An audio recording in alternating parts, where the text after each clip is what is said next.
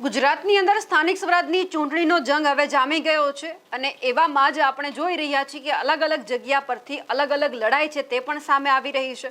કોઈ ભાઈ ભાઈ વચ્ચે લડાઈ થવાની હશે, કોઈ પરિવારમાં એકબીજા સભ્ય સામસામે ઊભા હશે, પરંતુ આ બધાની વચ્ચે સુરતમાંથી એક એવી વાત સામે આવી કે જ્યાં એવું કહેવામાં આવ્યું કે હવે ઘરની લડાઈ છે મેદાનમાં આવશે, ચૂંટણીના જંગમાં આવશે અને વાત સામે આવી કે ભારતીય જનતા પાર્ટીમાંથી સેન્સ પ્રક્રિયાની અંદર જે પાસના પૂર્વ કન્વીનર છે, પાટીદાર અગ્રણી છે એવા ધાર્મિક માલવિયાએ દાવેદારી કરવા માટે પહોંચ્યા હતા અને બીજી બાજુ આમ આદમી પાર્ટીમાંથી તેમના જે પત્ની છે તેમણે પણ સેન્સ પ્રક્રિયામાં ભાગ લીધો હતો। હવે આ તમામ બાબતે એક નવો વળાંક આવ્યો છે। શું છે વિગતે ચર્ચા કરીએ। નમસ્કાર, આપ જોઈ રહ્યા છો નિર્ભય ન્યૂઝ અને હું છું આપની સાથે રિદ્ધિ। સુરતની અંદર વોર્ડ નંબર 2 છે, એમાં સૌથી વધારે પાટીદાર વસ્તી છે। 3 વિસ્તારને ભેગા કરતા વોર્ડ નંબર 2 બને છે। એમની અંદર વરાછા, જે મોટા વરાછા છે, અમરોલી છે ને કઠોર છે, આ બધું ભેગું થાય એટલે વોર્ડ નંબર 2 થાય છે। પાટીદાર સૌથી વધારે અહીંયા છે અને એમના જ જે કોર્પોરેટર છે મોનાલી હિરપરા, જે વ્યવસાય એડવોકેટ છે અને આમ આદમી પાર્ટીના તેઓ કોર્પોરેટર હતા અને ધાર્મિક માલવિયાના તેઓ પત્ની છે।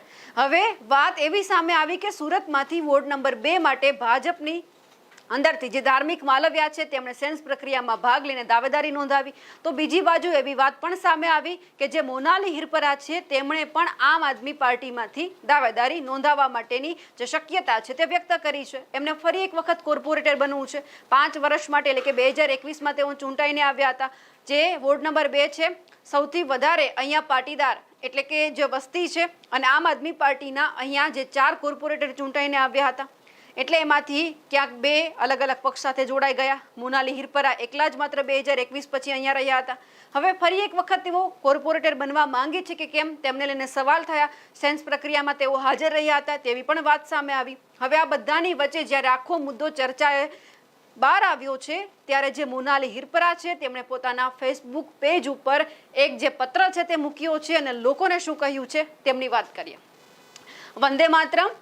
આ સાથે જ મારા સૌ શુભેચ્છક મિત્રો, વડીલો અને મતદાતાઓ, વર્ષ 2021ના કોર્પોરેશનના ઇલેક્શનથી આપ સૌના સ્નેહ અને સાથ સહકારથી મારી રાજકીય સફરની શરૂઆત કરેલ અને આપ સૌનો આ આખી સફરમાં ખૂબ સાથ સહકાર મળ્યો અને મેં મારી જવાબદારી પણ ખૂબ નિષ્ઠાપૂર્વક કરી છે। મને રાજકીય કોઈ જ બાબતનો ખ્યાલ ન હતો, પણ આપ બધાના સથવારે મને ઘણું બધું શીખવા, જાણવા અને અનુભવવા મળ્યું, તે બદલ આપ સર્વેનો ખૂબ ખૂબ આભાર।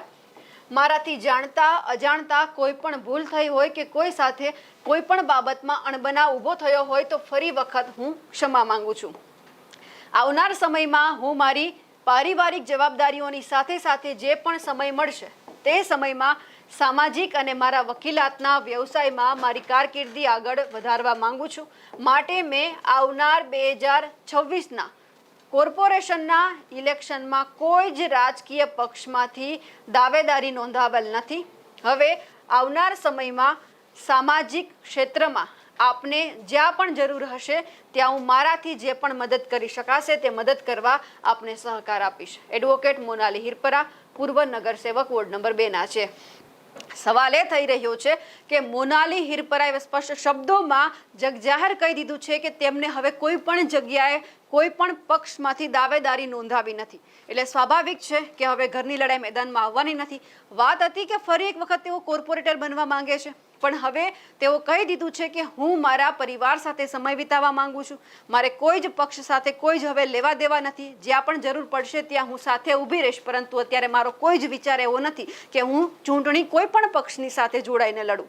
અને આ બધાની વચ્ચે હવે જ્યારે એમના પતિ છે ધાર્મિક માલવિયા, જ્યારે અમારા એડિટર ગોપી ઘાંઘરે એમની સાથે વાતચીત કરી છે આખા મુદ્દે, તેઓ શું કહી રહ્યા છે, આ બંને વચ્ચે શું વાતચીત થઈ છે તે પણ સાંભળીએ। તમારો ફોનો રેકોર્ડ કરી શકું? હા, કોઈ વાંધો નહીં। હા, આપણી સાથે અત્યારે ધાર્મિક માલવિયા જોડાયા છે। ધાર્મિકભાઈ, આપે ભારતીય જનતા પાર્ટીમાંથી ને આપની પત્ની આમ આદમી પાર્ટીમાંથી ટિકિટ માંગી છે, આને લઈને શું કહેશો આપ? બિલકુલ વાત ખોટી છે। સુરતની અંદર જ્યારે પ્રદેશ ટીમમાંથી નિરીક્ષકોની ટીમ સુરત ભારતીય જનતા પાર્ટી કાર્યાલય ખાતે આવી ત્યારે મેં મારી દાવેદારી નોંધાવેલી છે અને ત્યારે મીડિયા મિત્રોની ઉપસ્થિતિમાં મારી જે પણ કઈ વાત હતી એ મેં ખુલાસો આપેલો છે કે મારી પત્નીએ કોઈ બી પ્રકારની ટિકિટની દાવેદારી કરી નથી આવનારા સમયમાં હું Bharatiya Janata party ward number 2 માંથી દાવેદારી નોંધાવી અને આવનારી ચૂંટણીમાં ઉમેદવારી તરીકે હું ઈચ્છુક છું. એટલા માટે મેં મારી દાવેદારી નોંધાવેલી છે, પરંતુ મારા પત્નીએ કોઈ જ દાવેદારી નોંધાવી નથી. હાલ મીડિયાના માધ્યમથી મને માહિતી મળી છે કે આમ આદમી પાર્ટીના જે પ્રમુખ છે એના પ્રકારની વાત મૂકી છે. હું આપના મીડિયાના માધ્યમથી એમને કહું છું કે જો એમને દાવેદારી નોંધાવી હોય તો એમનું દાવેદારી ફોર્મ છે એ મીડિયા સમક્ષ ખુલ્લું મૂકે. આ તો હવે આવનારી ચૂંટણીની અંદર પોતાની હાર ભાળી અને બોખલાઈ અને આવી દુગલી વાતો કરી રહ્યા છે, ત્યારે ચોક્કસપણે સ્પષ્ટ વિચારોની અને કાર્યોની રાજનીતિથી લડવા માટે તૈયાર થઈ જાય. અમે લડવા માટે તૈયાર છીએ. પણ તમને એવું લાગી રહ્યું છે કે આ જાણી જોઈને કરવામાં આવેલું એક સિસ્ટમેટિકલી ષડયંત્ર છે? હા, ચોક્કસપણે. કારણ કે આજે ભારતીય જનતા પાર્ટીની જે ચૂંટણીના નિરીક્ષકોને લઈને કામગીરી છે પૂર્ણ થવાની છે. આવનારા 1-2 દિવસની અંદર પાર્ટીઓએ જે પણ ઉમેદવારી નોંધાવી છે એમાંથી ઉમેદવારો જાહેર કરવાના છે. ત્યારે કંઈક ને કંઈક હવે આમ આદમી પાર્ટી આ બધી બાબતોથી બોખલાઈ ગઈ છે. પાછળની ભૂતકાળની ચૂંટણીઓમાં આપણે જોયું હશે કે અગાઉ લિસ્ટો જાહેર કરીને મોટા બણગા ફૂંકવાની વાતો આ પાર્ટી કરી રહી હતી. આ સ્થાનિક સ્વરાજની ચૂંટણીની અંદર પોતાના ઉમેદવારો પણ જાહેર નથી કરી શકી. આ સ્પષ્ટ બતાવે છે કે કંઈક ને કંઈક એમની રાજકીય મનસા એ મેલી છે અને એના કારણે આજે આ પ્રકારની દુબળી રાજનીતિ કરી રહી છે. હવે અહીંયા સ્પષ્ટ વાત એ થઈ ગઈ છે અને આક્ષેપ પણ લગાવવામાં આવી રહ્યા છે કે આમ આદમી પાર્ટી છે આ બધું કરી રહી છે, આ વાતો ફેલાવી રહી છે.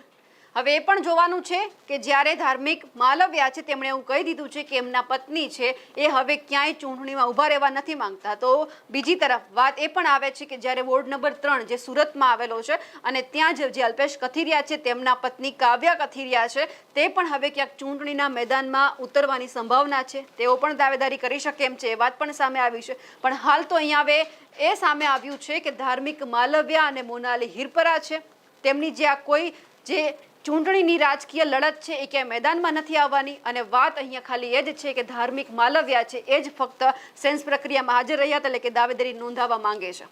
અમારા અહેવાલને લઈને અને ધાર્મિક માલવ્યાએ જે ખુલાસો કર્યો છે તેમને લઈ આપ શું માનો છો કમેન્ટ કરીને ચોક્કસથી જણાવજો. સાથે જ અમારી નિર્ભય ન્યૂઝ ચેનલને લાઇક, શેર અને સબસ્ક્રાઇબ કરવાનું ભૂલશો નહીં. નમસ્કાર.